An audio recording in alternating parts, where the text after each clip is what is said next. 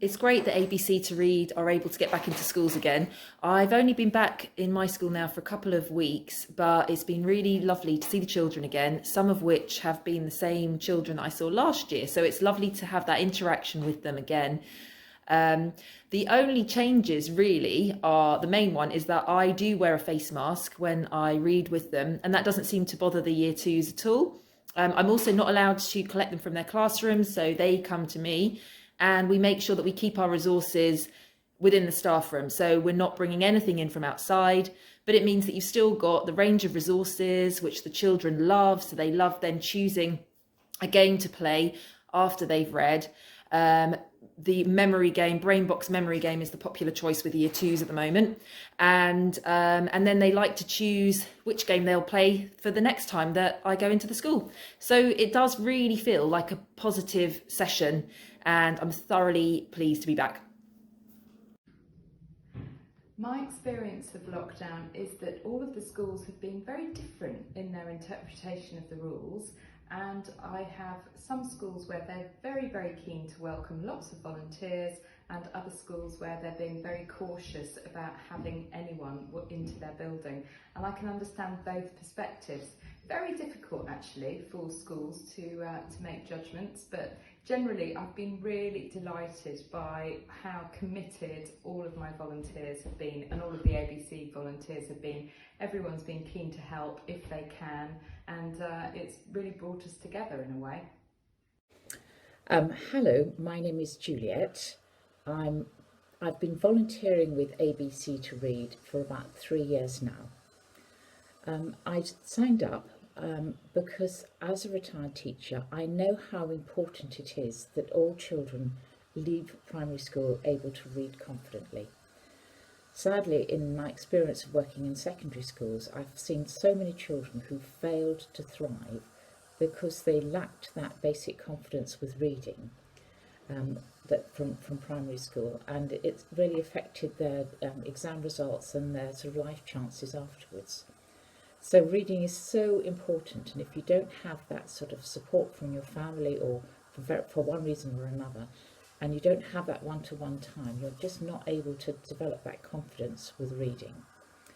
So, and it's become even more important now because of the pandemic and the fact that children have missed 4, 5, 6 months of their education because of the schools being closed.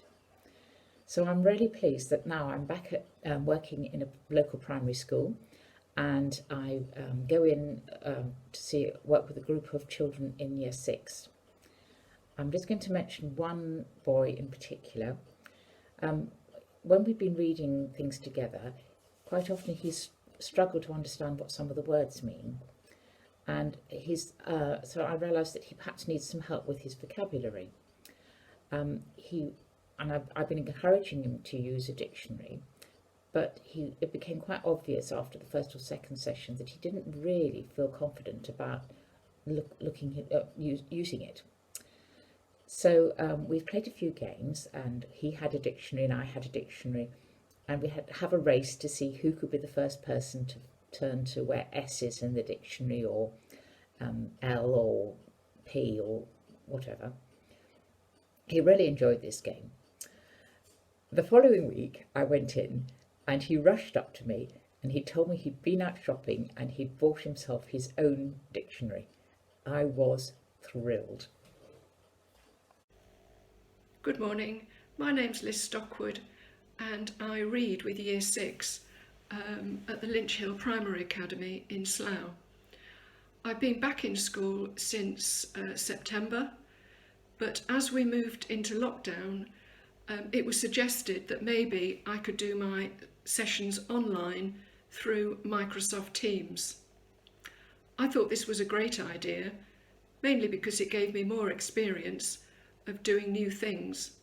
And I have to say, the kids have taken to it really, really well. Reading with them online, they're much more focused and they seem to concentrate much more. We're only reading so far. We haven't tried any games or crosswords or anything, but that will come in the future, as they've asked me if I could do this at least until Christmas. So here's hoping that we continue, all of us, to improve. Thank you. Hello Claire, you asked me if I would talk briefly about ABC to Read, the reading volunteers, and I would be very happy to do this. I mean, we have ABC to Read reading volunteers in school because basically they help our children, and they do this in a number of ways. Obviously they help with their reading, and at the end of the reading volunteers year in school, we'll always look carefully at the progress the children have made, and it's been clear year after year in all the schools that I've worked in that the children do make good progress, and reading volunteers add value to to that progress. But they also have a part to play socially. They play games with the children, they have conversations, and this helps to develop their language. And as a result of that, it helps to really build their confidence. Often the children that we choose to work with, volunteers, are children for whom confidence is an issue, and this is really vital for them to have these experiences.